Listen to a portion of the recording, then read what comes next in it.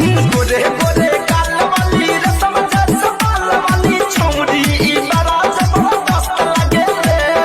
हिरनी जैसन चाल एकर रूप बाटे माल एकर देखो ना माल बड़ी मस्त लगे। तनी समझ हमारो मजबूरी है जान, नहीं था रोवल गावल इतना जरूरी है जान। सोना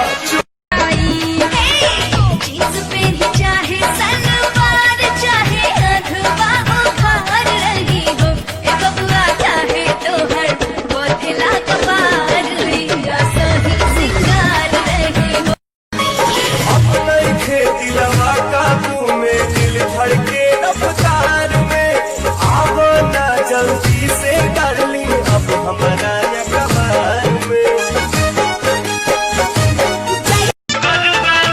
गोरी राती के खेलू है कौन खेल अभिले महके करुआ तेल लगे कैलू जवानी तू अपन सेल। बलमुआ हो सजनवा हो, बलमुआ हो तोहरे से प्यार हो गए।